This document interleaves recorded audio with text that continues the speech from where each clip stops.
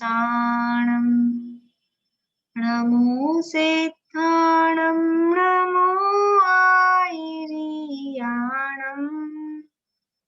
नमो वज्रायाणं नमो लोये सव्यसाहुणम् ऐसो पंच नमो यारो सव पावपणासनो मंगलाणं च सव्येसिं परमं होहि मंगलम् परमं होहि मंगलम्।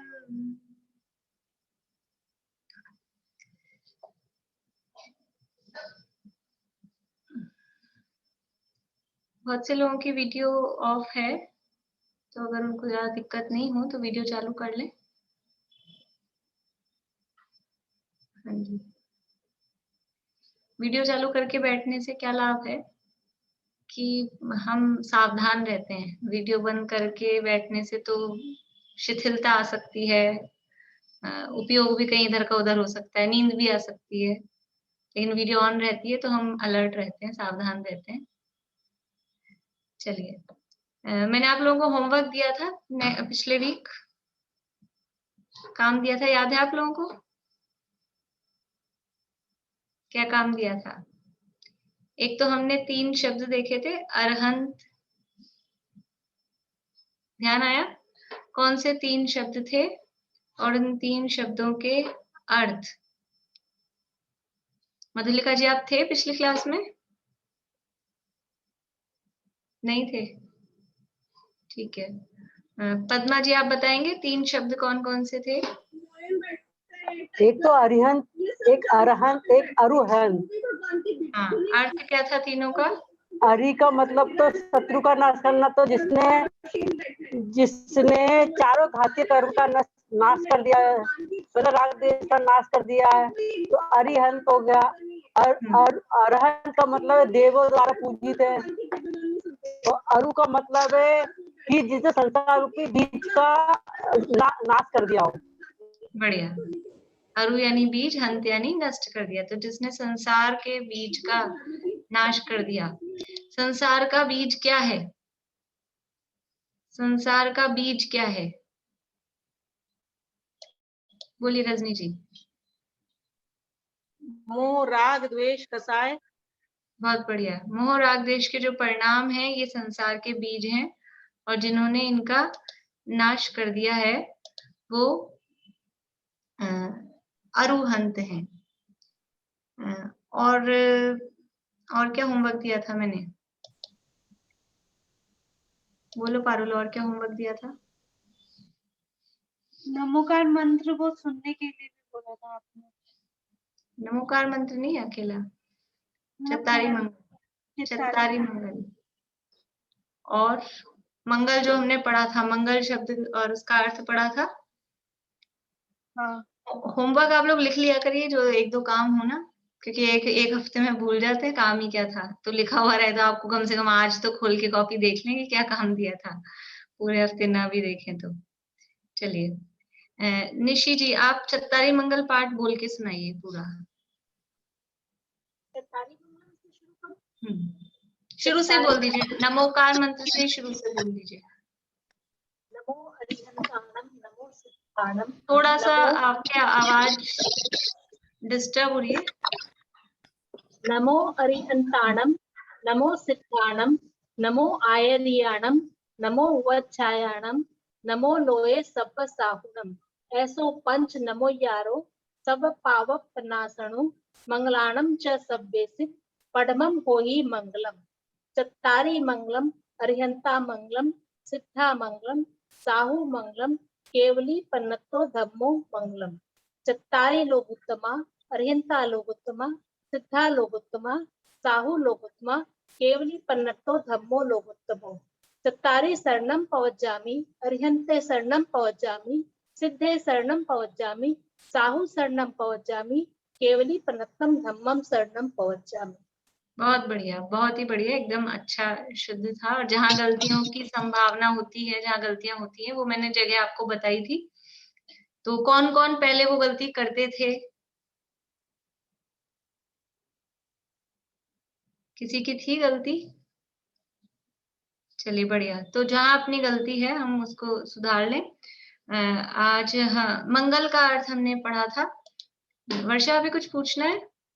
हाँ, बस वो मैं कह रही थी, मैंने दे दिया था पेपर 4-5 बारी में, अब जाके सबमिट हुआ है। ठीक है, अब कोई देखो। बात नहीं। तो मंगल किसे कहते हैं? मंगल किसे कहते हैं? रजनी जी, आप बताएंगे?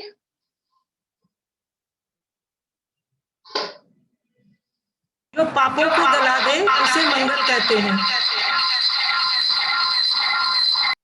ठीक है, आपके 2 डिवाइस चल रही है शायद। जो पापों को गलाए, ये तो एक अर्थ हुआ। और दूसरा अर्थ बोलिए आयुषी जी।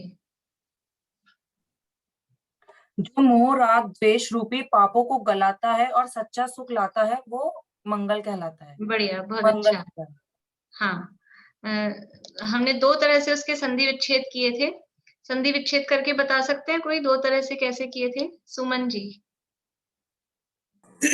हाँ, मंगल, म के ऊपर बिंदी मंग प्लस गल, यानी कि पापों को गलाना, और मंग प्लस ल, यानी कि सच्चा सुख लाने वाला। बढ़िया। तो पूरी डेफिनेशन क्या बन गई है? जो मोह राग द्वेष रूपी पापों को गलाए और सच्चा सुख उत्पन्न करे, उसे मंगल कहते हैं। जो मोह राग द्वेष रूपी पापों को गलाए और सच्चा सुख उत्पन्न करे, उसे मंगल कहते हैं। मंगल कितने होते हैं? हमने वो वैसे आप लोग बता सकते हैं मंगल कितने होते हैं? उंगली से सब दिखा रहे हैं, ठीक है। मंगल 4 होते हैं। कौन कौन से 4 मंगल हैं? कौन कौन से 4 मंगल हैं? रेणु जी लुहाड़िया। अरिहंता मंगलम, सिद्धा मंगलम, साहू मंगलम और केवली पढ़ंतो धम्मम मंगलम। ठीक है, हिंदी में बोल सकेंगे? अरिहंत मंगल होते हैं, सिद्ध मंगल होते हैं, साहू मतलब साधु मंगल होते हैं, और केवली पंत मतलब जितने पढ़ने वाले जो आचार्य उपाध्याय वो मंगल होंगे। हाँ, ये लास्ट वाला नहीं है ये अर्थ। ठीक है, बढ़िया। अभी हमने अर्थ शायद किया भी नहीं था। चत्तारी मंगलम यानी मंगल 4 होते हैं। चत्तारी मंगलम यानी मंगल 4 होते हैं। अरहंता मंगलम, अरहंता यानी अरहंत भगवान। ये अरहंता शब्द है, ये बहुवचन है। यानी अरहंत, जितने भी अरहंत हैं, अरहंत भगवान मंगल हैं। सिद्धा मंगलम, सिद्ध भगवान मंगल हैं। साहू मंगलम, साधु मुनिराज, साधु साधु यानी जो मुनिराज हैं वो मंगल हैं। और केवली पन्नत्तो धम्मो मंगलम, केवली पन्नत्तो, पन्नत्तो का अर्थ है उनके द्वारा कहा गया। केवली यानी केवली भगवान, जो दोपहर में केवली श्रुत संग धर्म, वो जो केवली शब्द है, तो केवली का मतलब है वितरागी सर्वज्ञ भगवान के द्वारा। तो कहते कौन है, बोलते कौन है, उपदेश कौन से भगवान का होता है? 2 भगवान हमारे पास पंच परमेष्ठियों में हैं। एक कौन कौन से 2 भगवान हैं पंच परमेष्ठियों में? भारती आंटी, भारती आंटी आपको आवाज आ रही है?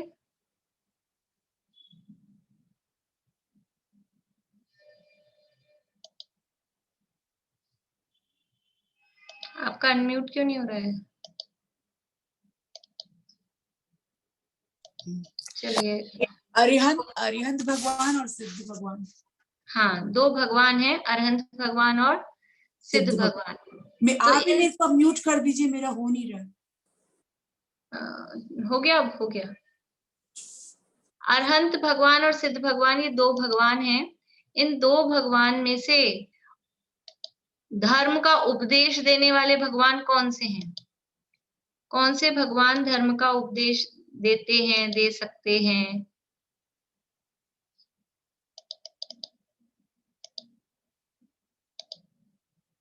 बोलिए प्रियंका जी सुराना। अरिहंत भगवान। अरिहंत भगवान, ठीक है। अरिहंत भगवान धर्म का उपदेश देते हैं। तो यहाँ केवली पण्णत्तो धम्मो मंगलम, तो केवली भगवान का अर्थ है, यद्यपि केवली शब्द में अरहंत सिद्ध दोनों ही केवल ज्ञानी है, लेकिन केवली शब्द में मुख्य रूप से अरहंत भगवान को ही लिया जाता है। तो केवली यानी अरहंत भगवान के द्वारा पण्णत्तो यानी कहा गया, बताया गया, उपदेश दिया गया। तो केवली भगवान के द्वारा बताया गया धम्मो, धम्मो यानी धर्म, ये धर्म, ये धम्मो शब्द है, ये एक वचन है, नहीं धर्म तो एक ही होगा, बहुत सारे धर्म नहीं होंगे। केवली भगवान द्वारा बताया गया जो धर्म है वो कैसा है, मंगल है। और जो केवली भगवान के द्वारा धर्म बताया गया है वो धर्म का स्वरूप क्या है, आज हमने दिन की क्लास में देखा था, धर्म का स्वरूप क्या है। एक शब्द में हमने लास्ट में बहुत सारी धर्म की परिभाषाएं देखी थी, फिर लास्ट में एक शब्द कहा था धर्म के लिए। बोलिए सरोजा आंटी। वीतरागता। बहुत बढ़िया, वीतराग स्वरूप धर्म है। तो केवली भगवान ने जिस धर्म का उपदेश दिया है, यानी वीतराग धर्म का जो उपदेश दिया है, वो वीतराग धर्म, वो मंगल है। तो लोक में 4 मंगल है, चत्तारी मंगलम, 4 मंगल है। कहाँ है 4 मंगल? कि लोक में, 3 लोक में 4 मंगल हैं। 3 लोक कहो, 3 काल कहो, हमेशा 4 ही मंगल हैं। 4 मंगल हैं मतलब जो ये 4 हैं जो पापों को गलाते हैं और सच्चा सुख उत्पन्न करते हैं। कौन कौन से 4 हैं? पहले अरहंत भगवान, दूसरे सिद्ध भगवान, तीसरे में साधु मुनिराज, और चौथा है उनके द्वारा बताया गया वीतराग धर्म। केवली भगवान द्वारा बताया गया वीतराग धर्म मंगल है। ये 4 मंगल हैं। अब साधु शब्द में देखिए, पंच परमेष्टि में तो लिए अरहंत, सिद्ध, ये तो 2 देव, और आचार्य, उपाध्याय और साधु, ये 3 अलग अलग लिए पंच परमेष्टियों में, और यहाँ अकेला साधु को ही मंगल कहा। तो क्या आचार्य उपाध्याय ये मंगल नहीं है? आचार्य उपाध्याय मंगल नहीं है क्या? तो वो भी मंगल है, लेकिन साधु शब्द में उनको गर्भित कर लिया। हमको 4 संख्या गिनानी है, तो साधु शब्द में, क्योंकि आचार्य और जो उपाध्याय हैं वो भी मूल रूप में मूलतः साधु ही हैं। नग्न दिगंबर मुनिराज ही होते हैं। जो आचार्य हैं वो भी मुनिराज हैं, जो उपाध्याय हैं वो भी मुनिराज हैं, और जो साधु हैं वो तो मुनिराज हैं ही हैं। तो क्योंकि ये भी सब तीनों मुनिराज ही हैं, तो साधु शब्द में इन तीनों को इंक्लूड करके अकेला साधु शब्द कहा। और दूसरा कारण ये भी होता है कि जब मोक्ष जाना होता है, मोक्ष जाना होता है, तो कोई भी आचार्य पद पे यदि स्थित है या उपाध्याय पद पे स्थित है तो मोक्ष नहीं जा सकते।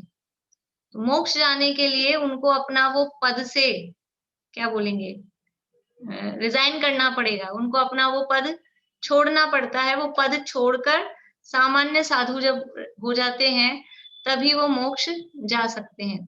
इसलिए कोई जीव मोक्ष जाना चाहता है, मोक्ष गया कोई जीव, तो उसके लिए ये जरूरी नहीं कि वो आचार्य बने कि उपाध्याय बने, लेकिन साधु बनना कंपलसरी है। बिना साधु बने, बिना मुनि बने मोक्ष नहीं जाया जा सकता है। इसलिए यहाँ मंगल में साधु मंगलम ऐसा कहा कि जो साधु हैं, जो मुनिराज हैं, साधु का मतलब जो दिगंबर मुनिराज हैं, वितरागी संत हैं, वो मंगल है। ये पंच परमेष्टियों का स्वरूप अपन कुछ दिन बाद डिटेल में पढ़ेंगे। अभी थोड़ा सा और बातें अपन पढ़ लें, फिर उनका डिटेल में स्वरूप पढ़ेंगे। तो ये मंगल क्यों है?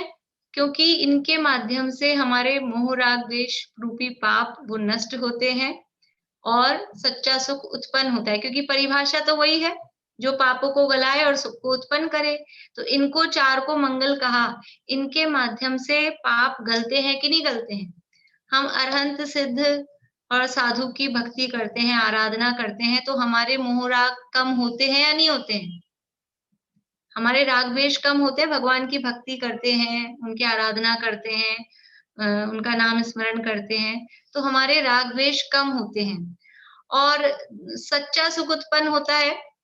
ये कहा तो सच्चा सुख तो वास्तव में जो अतीन्द्रिय आत्मा का जो आनंद है वो सच्चा सुख है। लेकिन जब तक भी हम अनंत भगवान की भक्ति पूजन उनके शरण मतलब स्तुति वगैरह करते हैं, तब तक भी हमको भले ही सच्चा सुख नहीं मिल रहा हो, तो भी हमको कुछ शांति लगती है कि नहीं लगती है? कुछ आकुलता में कमी लगती है कि नहीं लगती है? डेफिनेटली लगती है, क्योंकि पहला ही काम जो हुआ है इनकी शरण में जाने से, यानी इनके पूजन भक्ति आराधना करने से जो राग द्वेष कम हुए, तो राग द्वेष कम होने से अपने आप ही आकुलता कम होती है, अपने आप ही सुखी फील करते हैं, शांति फील करते हैं। जब हमारे बहुत ज्यादा राग द्वेष चलते रहते हैं ना, कभी ऐसे परिणाम कषायों के, इसकी भलाई उसकी बुराई और ऐसे, तो हम अंदर से दुखी फील करते हैं, आकुलता होती है बहुत ज्यादा। और जब कुछ ज्यादा कोई राग द्वेष नहीं है, थोड़ा सा ठीक सा है, तो हमको लगता है हाँ शांति है। तो ये राग द्वेष ज्यादा होते हैं, राग द्वेष के कारण अशांति और दुख होता है, और राग द्वेष कम होने से, नष्ट होने से शांति और सुख होता है। तो ये जो अरहंत सिद्ध साधु और वितरागी धर्म है, इनके माध्यम से हमारे राग द्वेष कम होते हैं और बाहर में उतनी देर के लिए शांति मिलती है। और यदि हम वास्तव में उनके स्वरूप को समझकर उन्होंने जो मार्ग बताया है उस पर चलेंगे, तो सच्चा सुख भी प्राप्त होता ही है। इसलिए वास्तव में ये चारों ही मंगल हैं, क्योंकि इनकी शरण में जाने से, इनके माध्यम से ही हमारे पाप नष्ट होते हैं और हमें सच्चे सुख की प्राप्ति होती है। ठीक है, इसके बाद में है फिर उत्तम।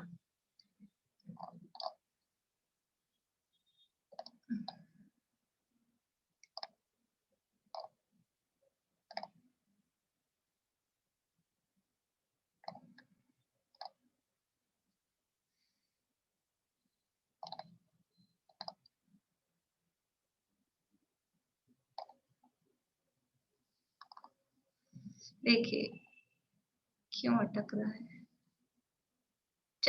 ये दिख रहा है आप लोगों को, चत्तारी लोगुत्तमा अरहंता लोगुत्तमा। चत्तारी लोगुत्तमा यानी लोक में चार उत्तम हैं।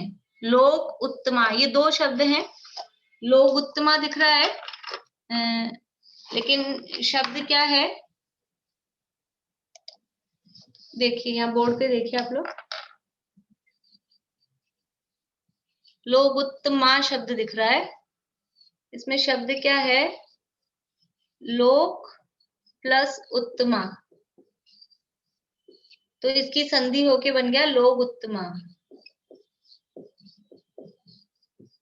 यानी लोक में, लोक यानी लोक में, उत्तमा यानी उत्तम है।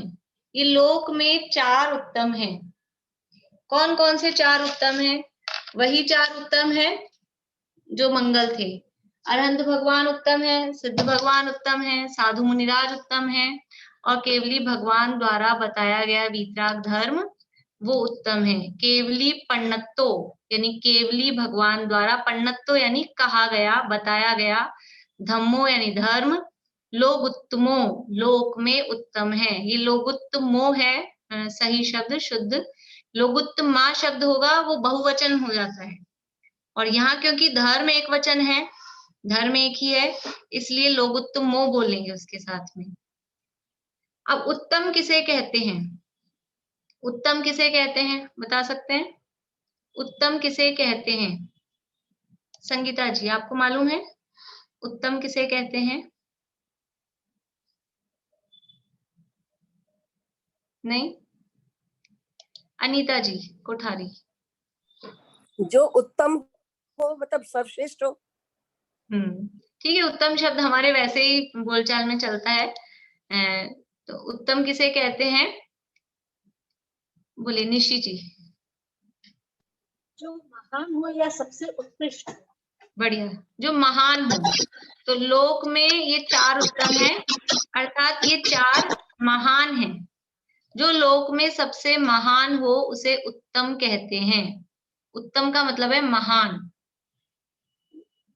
लोक में जो सबसे महान हो उसे उत्तम कहते हैं। अब लोक में महान कौन है? कि ये चार ही महान हैं। अनंत भगवान महान है, सिद्ध भगवान महान है, साधु मुनिराज महान है, और केवली भगवान द्वारा बताया गया वीतराग धर्म वो महान है। तो आपने कह दिया और हम मान लें, आप तो अपनी चीज को महान ही, हर व्यक्ति अपने आप को महान ही बताता है, महान ही कहता है। आपने कह दिया और महान हो गए। इनकी महानता का कारण क्या है, क्यों है ये महान? देखिए, दुनिया में कोई भी जीव, महान का मतलब है जिसकी सब प्रशंसा करें, स्तुति मतलब जिसके गुणगान गाएं, जिसके सब गुण गाएं, जिसकी प्रशंसा करें, वो महान। और जिसकी निंदा करें, बुराई करें, जिससे दूर भागने की कोशिश करें, वो महान नहीं है, वो उत्तम नहीं है। यही हम समझते हैं ना। लोक में गुणगान किसके गाए जाएंगे? जो महान होता है उसके गुणगान गाए जाते हैं। तो किसके गुणगान गाए जाते हैं और क्यों गाए जाते हैं? दो कारणों से जीव महान होता है, प्रशंसा के योग्य होता है। दो कारणों से। कौन से दो कारण हैं? एक तो जिनमें राग द्वेष की हीनता हो, राग द्वेष कम हो, पहला कारण। और दूसरा कारण है ज्ञान की विशेषता, ज्ञान में कोई स्पेशलिटी हो। किसी भी जीव के महान होने के दो कारण हैं। एक तो राग द्वेष उनके हीन हो, कम हो, बहुत ज्यादा रागी द्वेषी नहीं हो। और दूसरा कारण है ज्ञान की विशेषता, यानी ज्ञान कुछ स्पेशल हो। इसी आधार पे हम दुनिया में भी किसको महान, कि आपको बहुत कुछ याद है, बहुत कुछ याद है, और भी विशेष ज्ञान है, ज्योतिष का भी ज्ञान है, ऐसा तो ऐसा लगता है तो बहुत महान है। या फिर जिनको कषायें कम होती हों, राग द्वेष जिनके नहीं होते हों, इनको कुछ भी कह दो, इनको गुस्सा ही नहीं आता है, इनको कितना ही सम्मान करो, इनको घमंडी नहीं होता है, ऐसा अपने को लगता है ना दुनिया में। तो उनकी अपन प्रशंसा करते हैं, उनको महान मानते हैं कि इनके जैसा इंसान दुनिया में नहीं है, इनको कभी मायाचारी का परिणाम नहीं आता है, इनको कभी गुस्सा नहीं आता है। इस आधार पे हम महान देखते हैं। तो महानता के दो आधार हैं, एक तो राग द्वेष की हीनता। राग द्वेष की हीनता को दूसरे शब्दों में हम क्या कह सकते हैं? वीतरागता। राग द्वेष हीन हुए, एक कम का हीन शब्द है, लेकिन वो कम भी हो गए या अभाव हो गया, दोनों अर्थ उसमें ले सकते हैं। तो वीतरागता से, और दूसरा है ज्ञान की विशेषता से, यानी कोई विशेष ज्ञान है, यानी सर्वज्ञता, उसके माध्यम से दुनिया में जीव महान कहे जाते हैं। और निंदा किनकी होती है, बुराई किसकी होती है दुनिया में? कि जिनमें बहुत राग द्वेष की अधिकता है, बहुत ज्यादा राग द्वेष करते हैं, बात बात में राग द्वेष में सब ले लेना है, कषाय विषयों के परिणाम, ये सब राग द्वेष में। तो जिनमें राग द्वेष की अधिकता है, और दूसरा ज्ञान कुछ स्पेशल है नहीं, ज्ञान की भी हीनता है। ज्ञान की हीनता, राग द्वेष की अधिकता। ज्ञान कम है, राग द्वेष ज्यादा है, तो क्या होगा? निंदा होगी, प्रशंसा नहीं होगी। और ज्ञान विशेष है, राग द्वेष कम है, तो प्रशंसा होगी, महान कहा जाएगा। अब ये लोक में ये चार क्यों है महान? इनमें महानता के लक्षण हमको समझ में आ रहे हैं कि अरहंत और सिद्ध, अरहंत भगवान जो हैं और सिद्ध भगवान जो हैं, वो तो पूर्ण रूप से वीतरागी है ही है, मानते हैं हम लोग सब कि अरहंत भगवान राग द्वेष से रहित हैं, सिद्ध भगवान भी वीतरागी हैं, तो वो तो पूर्ण रूप से राग द्वेष से रहित हैं। और जो साधु मुनिराज हैं, वो पूर्ण रूप से भले ही राग द्वेष से रहित नहीं है, लेकिन उनके राग द्वेष वो अत्यंत मंद हो गए हैं, ना के बराबर बचे हैं। तो राग द्वेष की बिल्कुल कमी हो गई है, हीनता हो गई है। तो राग द्वेष एकदम कम है। और जो वीतराग धर्म है, उसका नाम ही वीतराग धर्म है, अर्थात इस धर्म में भी कहीं भी राग द्वेष का पोषण, कोई राग द्वेष बढ़ाने वाली बातें जिसको पढ़कर, सुनकर या फॉलो करके हमारे राग द्वेष बढ़ते हों, ऐसा भी इसमें नहीं बताया गया है। इसलिए अनंत और सिद्ध भगवान वीतराग हैं, मुनिराज भी वीतराग हैं, और धर्म भी वीतराग है। और दूसरा पॉइंट क्या था? ज्ञान की विशेषता। तो ज्ञान की विशेषता, अरहंत और सिद्ध भगवान में ज्ञान की विशेषता है कि नहीं है? क्या विशेषता है? कि वो सर्वज्ञ हैं, उनमें केवल ज्ञान है। केवल ज्ञान किसे कहते हैं? केवल ज्ञान किसे कहते हैं?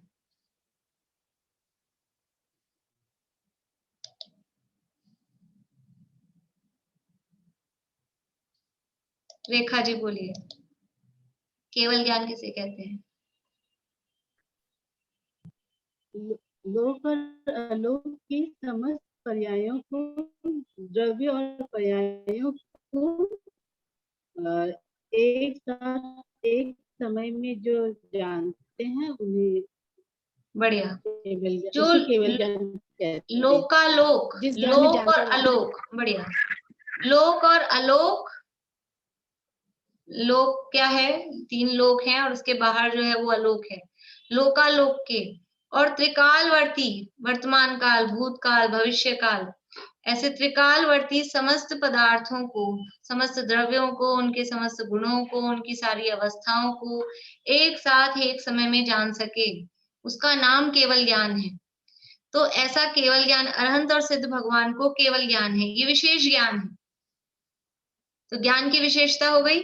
और जो मुनिराज हैं हमारे साधु मुनिराज, उनमें भी इस तरह के अनेक प्रकार की रिद्धियां और अनेक प्रकार के विशेष ज्ञान, अवधि ज्ञान, मनःपरय ज्ञान, अवधि ज्ञान जो बहुत काफी कुछ आगे पीछे की ये बातें जान लेता है, हमारा भूतकाल बता देते हैं, पहले पिछले भाव में हम क्या थे, कहानियों में कभी आपने पढ़ा होगा, मुनिराज का अवधि ज्ञान था, फिर उसके पूर्व भाव उन्होंने बता दिए। तो ये अवधि ज्ञान है, ये ज्ञान की विशेषता है।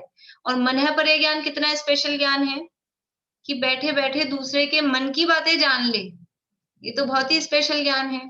तो ऐसी ये विशेष ज्ञान केवल ज्ञान है अरहंत सिद्ध भगवान को, अवधि ज्ञान, मनःपरय ज्ञान ये मुनिराजों को होता है। और जो मतिश्रुत ज्ञान भी उनके पास में है, सामान्य रूप से जो ज्ञान है उसमें भी उनको विशेष ज्ञान होता है, बहुत विशेष विशेष ज्ञान उनको, जैसे ज्योतिष संबंधी, निमित्त नैमित्तिक ज्ञान, ऐसा होने पर ऐसा हुआ, इस तरह के विशेष विशेष ज्ञान मुनिराजों को प्रकट होते हैं रिद्धियों के माध्यम से।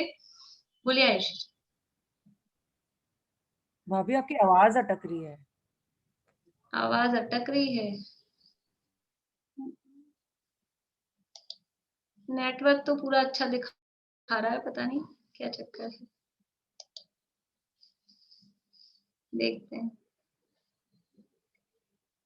तो जो मतिश्रुत ज्ञान भी मुनिराजों को होता है, उसमें भी वो द्वादशांग के ज्ञान में बहुत विशेष विशेष ज्ञान मुनिराजों को होता है। तो ज्ञान की विशेषता है राग यहाँ तो द्वेष की ठीक ही आ रही है आवाज, कोई कोई जगह अटकती होगी, यहाँ तो नहीं अटक रही। ठीक है, वो सबका अपने अपना खुद का नेटवर्क भी वीक हो सकता है, मेरा तो मुझे सही दिख रहा है अभी नेटवर्क, देख लीजिए। तो ये महान क्यों है कि लोक में जो महान है वो उत्तम है, और ये उत्तम क्यों है? क्योंकि इनमें महानता की क्वालिटी पाई जाती है। क्या क्वालिटी है महानता की? 2, राग द्वेष की हीनता हो, ज्ञान की विशेषता हो। तो अरहंत और सिद्ध भगवान में पूर्ण रूप से राग द्वेष नहीं है और पूर्ण केवल ज्ञान प्रकट है। और मुनिराजों में भी राग द्वेष अत्यंत कम है, बिल्कुल न के बराबर है, और ज्ञान भी अत्यंत विशेष होता है।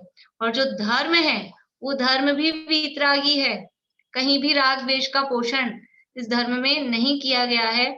और जो ज्ञान है, धर्म में क्या ज्ञान होगा कि इस धर्म में जो बातें बताई गई है वो इस तरह की, ये सारे चारों नियोगों के संबंध में ये जो बातें हैं ये अन्यत्र देखने को नहीं मिलती हैं। इसलिए ये लोक में 4 उत्तम है, अरहंत, सिद्ध, साधु और वीतराग धर्म, ये 4 उत्तम है। समझ में आ रहा है आप लोगों को? कारण समझ में, ये जो कारण है महान क्यों होते हैं, ये 2 कारण निंदा योग्य क्यों होते हैं, ये नेक्स्ट क्लास में आप लोगों से पूछूंगी। आप लोग लिख लेना, भूल जाते हो होमवर्क क्या है, ठीक है ना? आप लोग लिख लेना, होमवर्क है ये, याद रखना है। फिर है शरण। शरण किसे कहते हैं? यहाँ चत्तारी शरणम, पहले इसका अर्थ कर लेते हैं अपन।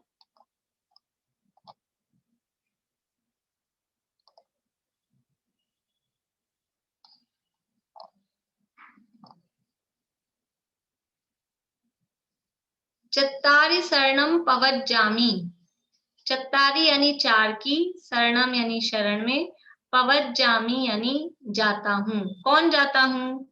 पवज्जामि शब्द है, ये जाता हूँ अपने लिए है, तो मैं जाता हूँ, मैं 4 की शरण में जाता हूँ।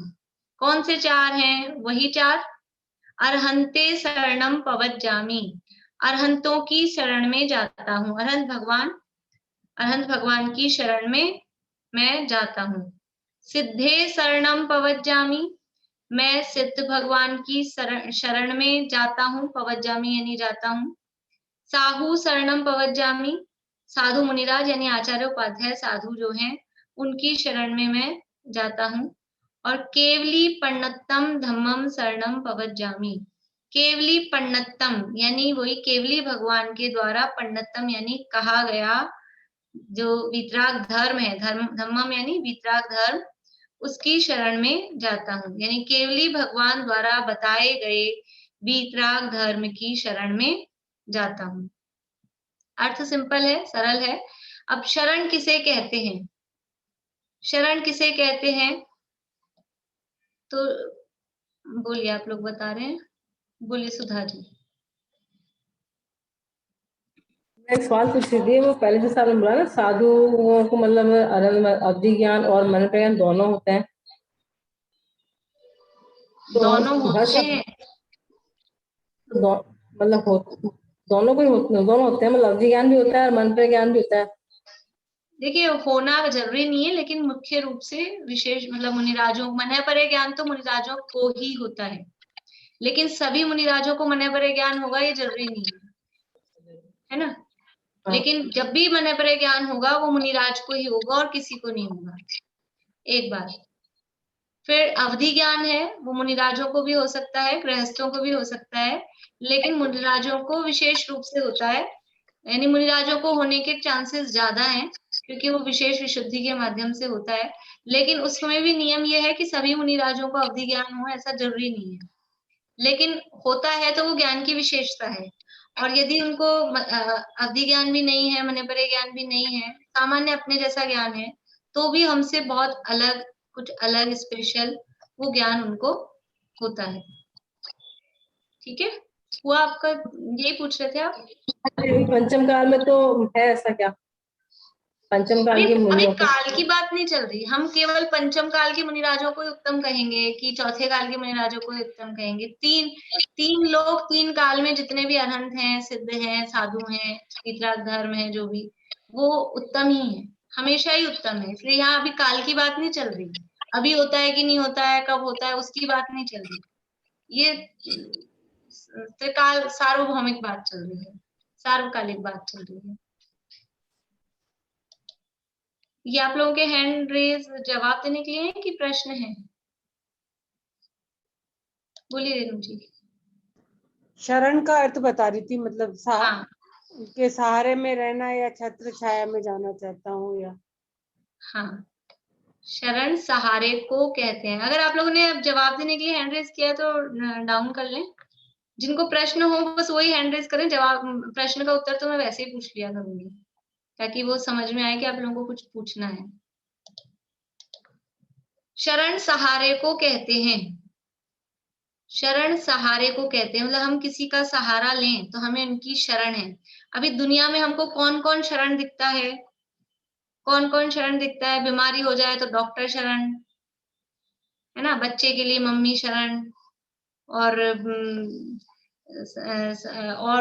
कोई समस्या हो, एग्जाम का दिन आ रहे हो तो टीचर शरण की किताबें शरण, जिसके लिए जो जो भी आजकल मोबाइल शरण भूत हो रहा है कि मोबाइल का ही सहारा है, ये किसी का सहारा है लॉकडाउन में, और किसका सहारा है हमको? कभी माता पिता को बच्चों का सहारा है, कभी बच्चों को माता पिता का सहारा है। ऐसे दुनिया भर की हम शरण की कल्पना करते हैं कि कौन किसका सहारा है। डूबते को तिनके का सहारा है, बूढ़े को लाठी का सहारा है। ऐसा दुनिया भर में अलग अलग प्रकार के सहारे शरण कहे जाते हैं, लेकिन वास्तव में वो कोई सच्ची शरण नहीं है। वो कितने दिन साथ रहता है, कब तक साथ रहता है? यही दिखता है कि कोई बच्चे माँ बाप को छोड़ के चले जाते हैं, कोई माँ बाप बच्चों को छोड़ के चले जाते हैं, कौन किसका सहारा है? और यदि डॉक्टर शरणभूत हो बीमारी की अवस्था में तो कभी भी किसी जीव को मरना नहीं चाहिए, और डॉक्टर को तो कभी मरना ही नहीं चाहिए। लेकिन डॉक्टर भी मरते देखे जाते हैं और दूसरे लोग भी मरते देखे जाते हैं, हॉस्पिटल में ही मरते देखे जाते हैं, डॉक्टर के सामने ही मरते देखे जाते हैं। इसका मतलब है कि वो वास्तव में शरण नहीं है। शरण ऐसी होनी चाहिए कि जो हमको अमर बना दे, फिर वो हमको कभी हम मर ही नहीं पाए, जिसकी शरण में जाएं तो हम ऐसा हो कि हम कभी मरे ही ना, तो वो सच्ची शरण है। तो लोक में ऐसे 4 ही शरण हैं। कौन से 4 शरण हैं? कि जो लोक में उत्तम होगा उसी की तो शरण में जाएंगे हम। बाहर में दुनिया में क्या दिखता है कि राजा की शरण में जाओ, मतलब समझ लीजिए अभी प्रधानमंत्री हैं, तो कोई भी तकलीफ हो तो किसके पास जाए गरीब आदमी? कि राजा की शरण में जाओ, वही महान है, वही उत्तम है। जो उत्तम हो, उत्तम पुरुष की शरण में जाया जाता है। तो क्योंकि ये मंगल है और क्योंकि ये उत्तम है, इसीलिए यही शरणभूत है।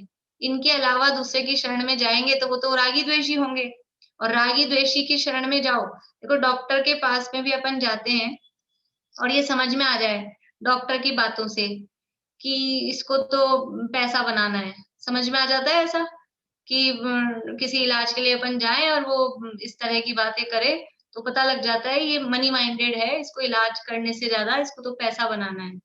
तो फिर क्या होता है, हम उस डॉक्टर के पास नहीं जाते, गए हुए हो तो वापस आ जाते हैं, हॉस्पिटल में एडमिट हो गए हो तो डिस्चार्ज होके कि यहाँ से निकलो वरना पता नहीं क्या क्या क्या कर देंगे। तो दुनिया में भी जो रागी द्वेषी नहीं है, हम उसके पास जाना चाहते हैं, उसकी शरण में जाना चाहते हैं।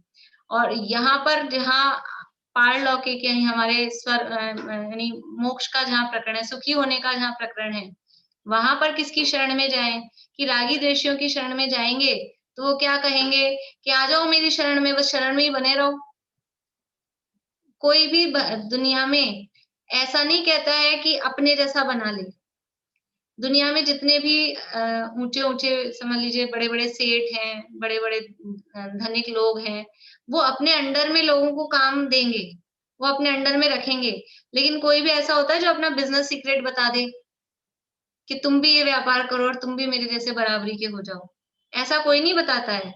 सब अपने अंडर में उनको नौकरी देंगे, उनको अपने काम धंधे में लगा देंगे, वो सब करेंगे।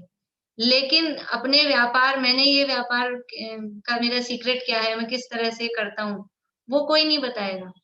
ऐसे ही दुनिया में दूसरे देवी देवता होंगे जिनकी शरण में हम जाना चाहते हैं भगवान के नाम पे, वो क्या करेंगे? कोई भी ये नहीं कहेगा कि तुम खुद भगवान बन जाओ, तुम खुद भगवान बन सकते हो। वो बस आ जाओ हमारी शरण में, भक्त बने रहो, हमारी पूजा भक्ति करो, तुमको ये मिल जाएगा, ये मिल जाएगा। यानी वो हमको अपना वर्कर बना के रखेंगे, यानी काम तो देंगे लेकिन अपने जैसा नहीं बनाएंगे। पर यहाँ ये जो वीतरागी भगवान है, वो कोई ये नहीं कहता है कि मेरे भक्त बने रहो। वो हमें भक्त से भगवान बनाते हैं। वो कहते हैं प्रत्येक आत्मा स्वयं भगवान है और तुम स्वयं भी भगवान बन सकते हो, और इस विधि से हम भगवान बने हैं, इस विधि से तुम भी भगवान बन जाओ। तो वो अपने भगवान बनने का जो सीक्रेट है, जो उसका राज है, वो सबको बताते हैं। ये मोक्ष का मार्ग सबके लिए खुला हुआ है। इसलिए हम किसकी शरण में जाएं? कि जो खुद हमको अपने जैसा बनने का उपाय बता रहा है उसकी शरण में जाएं, कि जो केवल अपने को अधीन ही रखना चाह रहा है या हमारे उसमें काम करते रहो बस, उसकी शरण में जाएं। तो ये जो वितरागी अरहंत सिद्ध भगवान है, मुनिराज हैं, वितरागी धर्म है, ये हमें भी भगवान बनने का मार्ग बताते हैं, भगवान बनने का उपाय बताते हैं, दुखों से छूटकर पूर्ण सुखी होने का मार्ग बताते हैं। इसलिए इन 4 की शरण में ही जाना चाहिए। इसलिए 4 ही शरण है। कौन कौन से शरण है? अनंत भगवान शरण है, सिद्ध भगवान शरण है, साधु मुनिराज शरण है, और वितरागी धर्म, केवली भगवान द्वारा बताया गया वितरागी धर्म, वो शरण है। ठीक है, तो हमें पंच परमेष्टि, ये पंच परमेष्टि बोले तो भी ये चारों आ जाएंगे, ये 4 बोले तो पंच परमेष्टि उसमें इंक्लूड है, कोई ज्यादा उसमें फर्क नहीं है। तो हमें पंच परमेष्टि की शरण में जाना चाहिए। हम ऐसा बोलते हैं, तुमसे लागी लगन ले लो अपनी शरण। कौन कौन बोलता है? किस किस को नहीं पता? ये किस किस को नहीं पता? तुमसे लागी लगन ले लो अपनी शरण, पारस प्यारा मेटो मेटो जी संकट हमारा। सबको मालूम है? सबको आता है? एक का भी हाथ नहीं खड़ा हो रहा।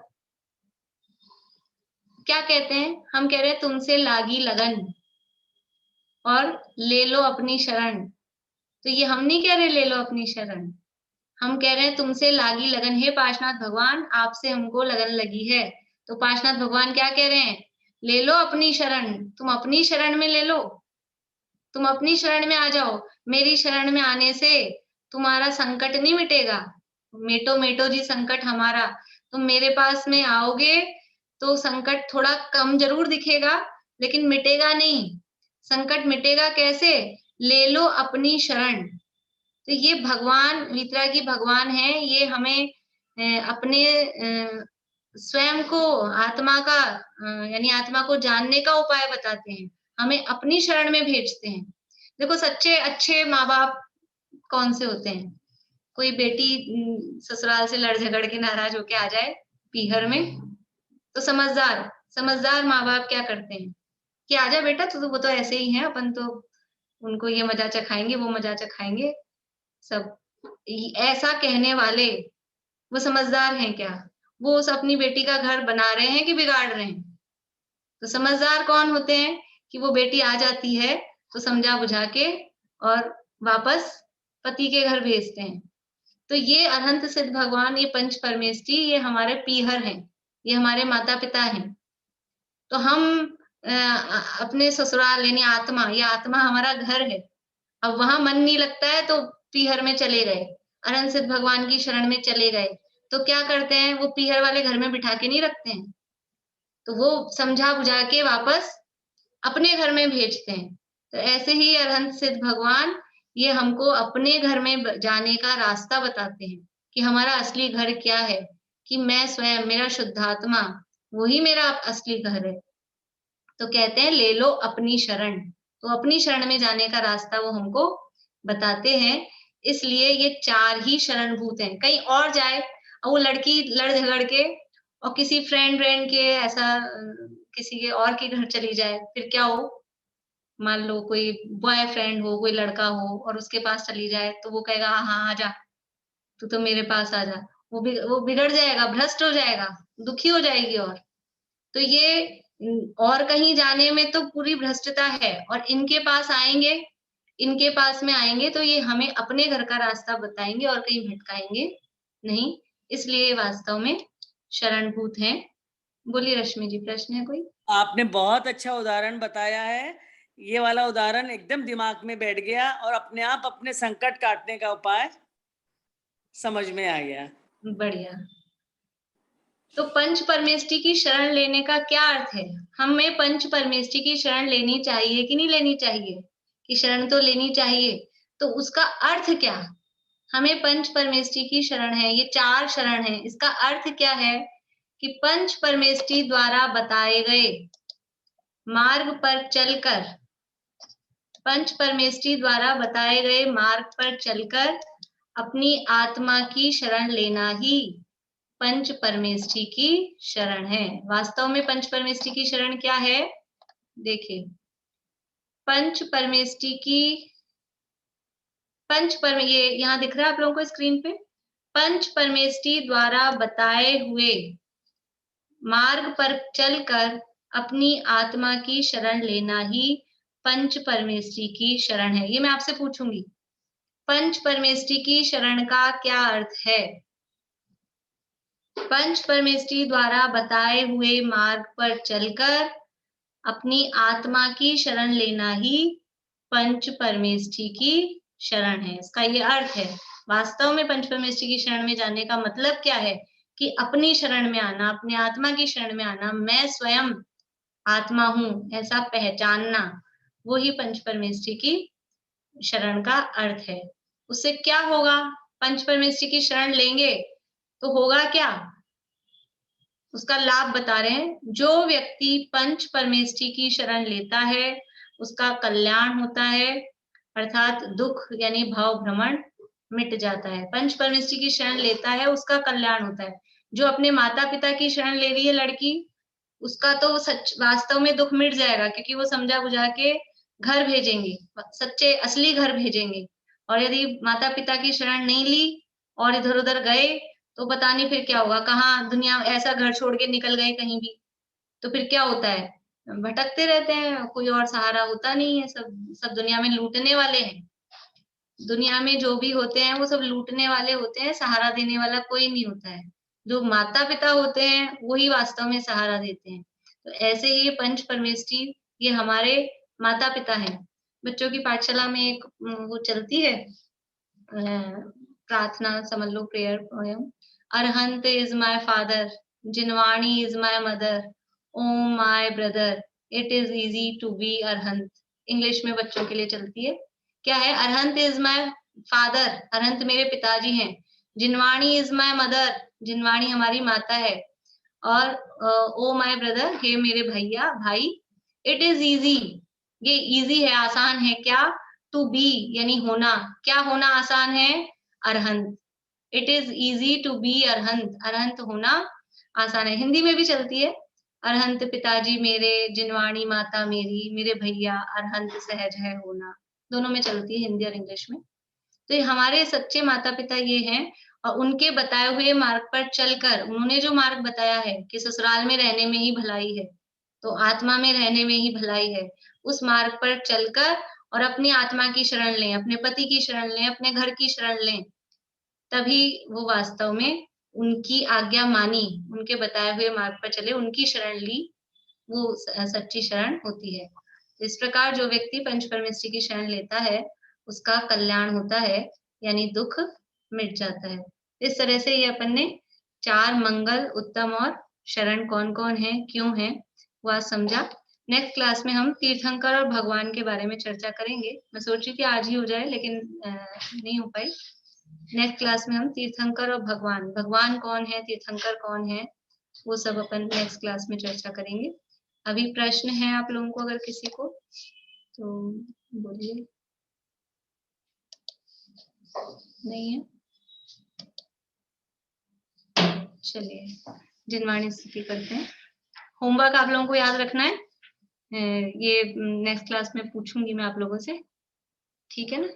और जिनको याद नहीं है स्पेशली वो थोड़ा सा याद करने की, रखने की कोशिश करें। ऐसा नहीं सोचे कि अपन तो नहीं बताएंगे, नहीं बताएंगे तो कोई बात नहीं, लेकिन हम याद रखेंगे, करेंगे तो अपना ही भला होगा, उसमें अपना ही फायदा होगा, इसलिए ठीक है। निज निधि निज में बताई, यह अनंत उपकार है, उसके लिए जिनवाणी माँ को वंदना शत बार है। उसके लिए जिनवाणी माँ को वंदना शत बार है।